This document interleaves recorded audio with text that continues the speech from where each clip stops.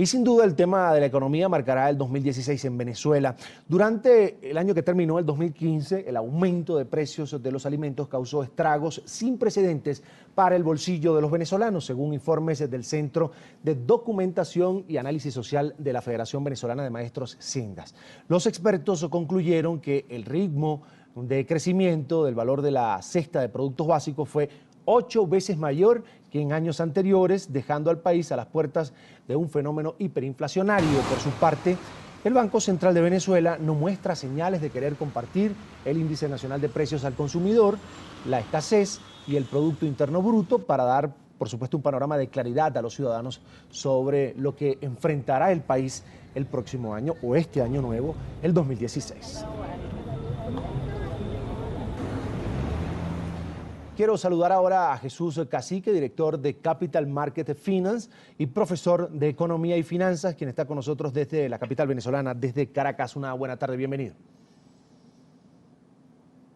Gracias por la invitación, cordiales saludos, mi respeto y un feliz año 2016 para todos ustedes. Bienvenido, señor Cacique. Terminó 2015 y el Banco Central de Venezuela jamás reveló la cifra real de inflación que vive el país. ¿Cuál es su lectura de la situación que Venezuela vive y qué esperar en este caso para este año que apenas comienza? Una contracción económica bárbara, muy fuerte en Venezuela, que eso ha generado altos niveles de escasez y desempleo. El mayor déficit fiscal del mundo es el de Venezuela, un déficit fiscal que debe estar alrededor entre 20 y 22%. El riesgo país de Colombia es 321%. En Venezuela el riesgo país es 2.883%. O sea que no hay parangón alguno entre la economía venezolana y la colombiana, ¿no? Tenemos un problema de escasez. Hay una ley que se denomina la ley de precios justos que ha conllevado a cierre de empresas y no hay ninguna reconciliación y no hay ningún tipo de intención o de buena voluntad del gobierno del presidente Maduro en llegar a un acuerdo con el sector privado del país para poder recuperar la economía venezolana. Esto significa que la escasez en Venezuela va a seguir, tenemos un control de cambio, tenemos el ejemplo de Argentina, levantaron el cepo, ha generado confianza, ha llamado a los inversionistas a invertir en Venezuela, que por cierto la Fiat acaba de anunciar un acuerdo con Argentina para invertir en un monto bien importante. O sea que estos controles de cambio aquí en Venezuela lo que ha generado es corrupción, fuga de capitales y una enorme caída de las reservas internacionales. Quiero tocar el tema de las reservas internacionales. El año 2014 las reservas internacionales cerraron en 22.080 millones de dólares. Para la fecha tenemos las reservas internacionales en 14.680 millones de dólares. Eso significa que han caído 7.400 millones de dólares las reservas internacionales, el equivalente al 33,5%. O sea que en efectivo, quiero aclarar, en efectivo, no en reservas internacionales, una parte de las reservas internacionales, que son las operativas, tenemos escasamente 24 días para importar en Venezuela, en efectivo, porque hay otros componentes de las reservas internacionales, como el derecho especial en giro, que es el Fondo Monetario Internacional, que el gobierno ha venido efectuando una serie de retiros y ha caído las reservas internacionales. Eso significa que Venezuela es una economía extremadamente vulnerable. ¿Por qué? Porque el 97% de las exportaciones totales es petróleo y el 65% de las reservas internacionales es oro monetario. Hace unos minutos conversábamos también con el diputado electo a la Asamblea Nacional, Luis Florido, y él sumaba el tema económico a las prioridades de la nueva Asamblea Nacional. Según usted, ¿qué medidas financieras deben ser implementadas con prioridad? La Asamblea Nacional, la primera ley, que es una petición de todos nosotros los venezolanos, es la ley de amnistía, ¿no? Que todos los presos políticos salgan en libertad. Luego hay una serie de leyes que hay que revisar, tanto en materia económica como en materia social. Por ejemplo, La ley de precios justos. La ley de precios justos, bueno, eso no existe, porque ¿cómo va a establecer usted precios justos o un margen de ganancia del 30% con una inflación que va a cerrar este año alrededor entre 220 y 225%? En Colombia, usted puede establecer un margen de ganancia del 30% porque estamos hablando de una inflación en Colombia inferior al 10%, pero usted no puede establecer un margen de ganancia por debajo de la inflación. Y también hay otro factor adicional, que la ley de precios justos establece precios inferior a la estructura de costo de la empresa. Bueno, eso tiene dos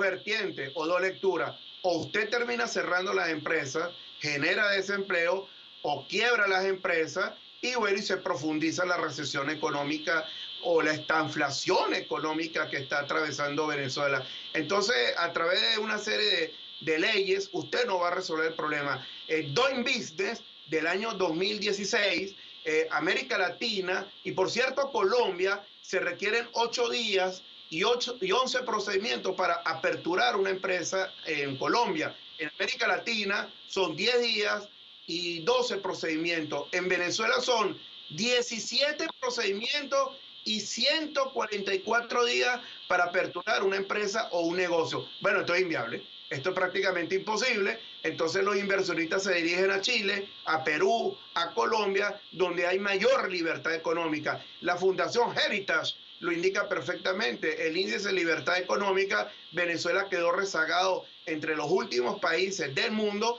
¿Por qué? Por el tema de las expropiaciones, confiscaciones y el ataque hostil que tiene el gobierno central contra el sector privado, el gran motor de la economía, como lo representa también en Colombia. Entonces, una vertiente, para finalizar, una vertiente es el discurso de Ecuador, el discurso de Bolivia, un discurso de socialismo, pero la economía, hay respeto a la propiedad privada y hay crecimiento económico. Aquí en Venezuela hay ataque al sector privado y un discurso hostil contra el sector productivo en Venezuela. La conclusión es que Venezuela está atravesando por esta inflación económica y las perspectivas para el año 2016, si en el primer trimestre del año el gobierno no toma las rectificaciones que hemos propuesto nosotros los economistas, publicar cifras del Banco Central de Venezuela, increíble, todos los países de las regiones, todos han publicado cifras de inflación. El único país que no ha publicado cifras de inflación,